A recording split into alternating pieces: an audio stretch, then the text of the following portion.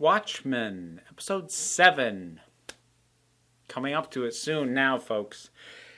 Episode 7 does some interesting things. It also ends up finally revealing something that I accidentally found out a while back. I don't know at what point I learned this thing, and you should realize these are spoiler reviews at this point, but I'm just giving you a heads up, we're talking big spoilers this time. But I already knew this, and so I'm kind of glad that I caught up to it, because now I don't really know where things go from here. But I like that we kind of pull through the other side, and we're still dealing with the lingering issues of Angela taking her grandfather's nostalgia. I like the way that gives us insight into her history and her childhood specifically, growing up in Vietnam, and seeing that compared and contrasted with the memories she now has from her grandfather. They did a really good job of showing that even as these memories are starting to become background and be purged from her brain is making connections. These aren't random memory flashes she's getting. She is connecting what happened to her parents to what happened in Tulsa in the 20s. And it's not a one-to-one situation. And the show doesn't present it as if it is. But she doesn't have to viscerally remember what it felt like to be there in the moment, the way she was under the nostalgia, for her to still see the relevance of it. The connections are happening regardless. We learn a bit more about the sort of the head of the pharmaceutical thing. I can never remember her name, and I feel really bad about that. There's a number of oddities in this episode that might be meant as callbacks or might pay off later. If they're callbacks, I don't recognize them, and if they pay off later, obviously I don't know that yet, but just struck me as odd for the sake of being odd. There are some things that this show has done that are odd that to me fit because, it is still while a very realistically tinged, it's still a comic book world. But things like the elephant or the revelation that this woman's daughter is actually her mother in a cloned body that her old memories are being reintegrated into, okay. I'm not entirely sure what this tells us about her as a person that we didn't already know. And I don't have a problem with weird details, but so much emphasis was put on it that I kind of find myself wondering, am I supposed to know or have a sense of why that's in there? It doesn't really distract. It's just the show has been so tight and so efficient in being sure that what it shows is either a relevant callback or is impacting the immediate story. And that, so far, doesn't feel like it does. You know what was a little detail, though, that I actually really liked? The trap door. I like that it didn't work at first. I'm slightly annoyed that Lori didn't get up sooner. The first time the couch shuddered, she should have gotten off it. But I do kind of like that it's this slightly janky thing. So they're trying to do the super film thing, and they barely managed to do that. And I actually had a really interesting thought process when we get to the point of realizing that what the 7th Cavalry wants to do is to recreate Dr. Manhattan and make themselves into that. What went through my head initially was, even for this, that's a little ridiculous. As I recall, the comic didn't really dwell on this idea, but I always kind of assumed that there would have been attempts to recreate Dr. Manhattan as an experiment, and yet these yokels with stolen tech in a basement think that they can do that? And it's a preposterous plan anyway. You become a god for the glory of white people if you're actually at the level that Dr. Manhattan was. I mean, what did he do? He ascended to a level where he didn't even care about the pettiness of human interactions barely anymore. And you think that you're going to ascend to this level and still care about this crap that's motivating you to do it? But here's the thing. I had those thoughts, and then I thought, in a world where QAnon exists, and people very sincerely believe that liberal politicians are run by a shadowy cabal of literal baby-eating demons, yeah, no, this doesn't seem nearly so far-fetched. What actually might feel more far-fetched is if we get to the next few episodes and it works. That ultimately might be the part that I'm going to have a harder time swallowing, is that these chuckleheads pull this off.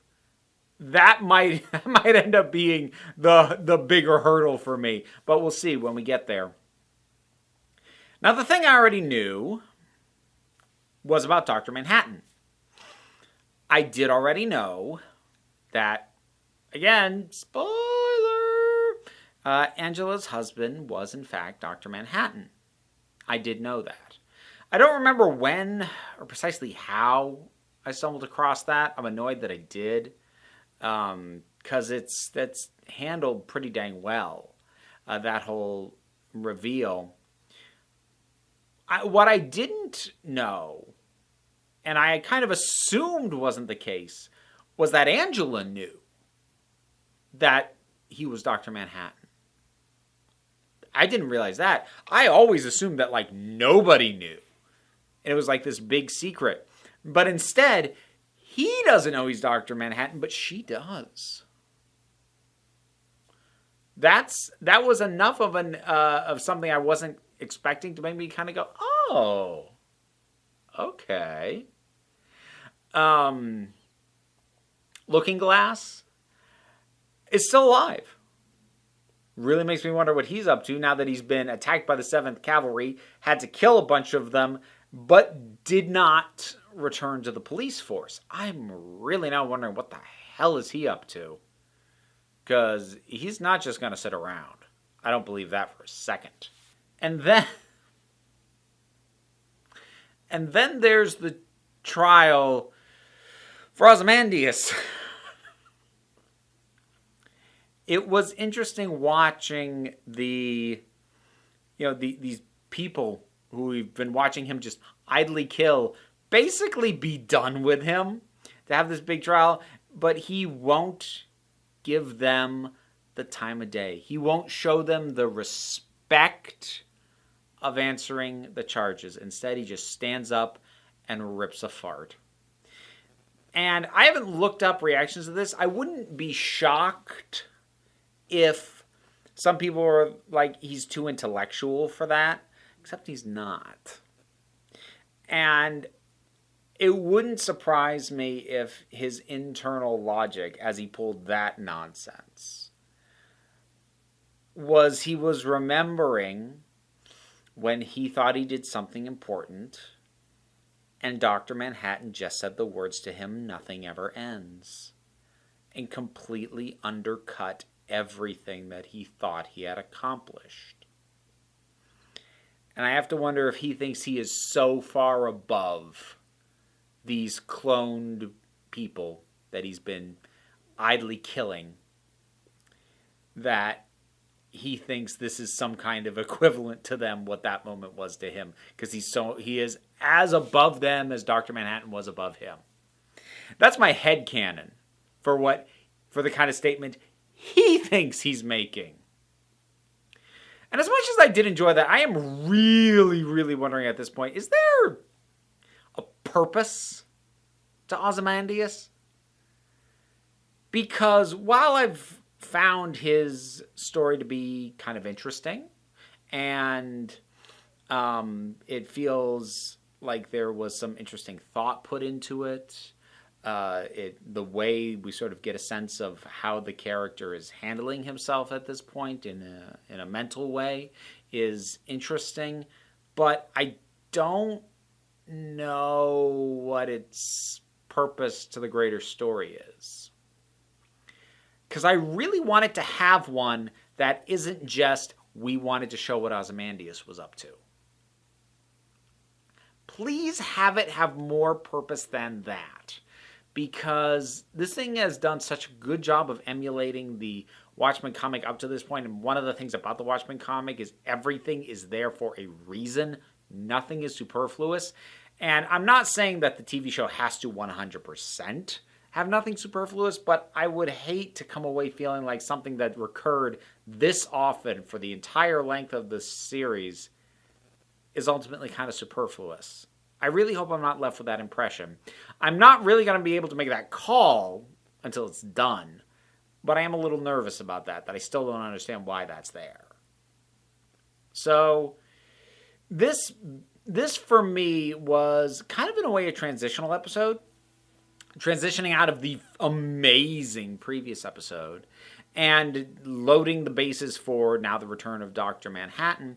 But in and of itself doesn't really do all that much. There's little bits that are interesting. There's little moments that are good. There's little beats that are enjoyable or interesting or intriguing. But as a whole, it doesn't have as much going for it as an experience unto itself.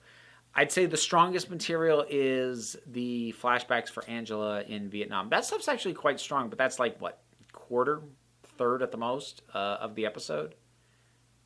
I really did feel for her when her grandmother, on the verge of taking her back to the States, just dropped dead. Oh man, that was rough. But we'll see where we go from here. 2 episodes left. Don't know what I'm going to watch after that. Should probably take the time I've been watching this to get more work done, but yeah, right. Thanks so much for watching.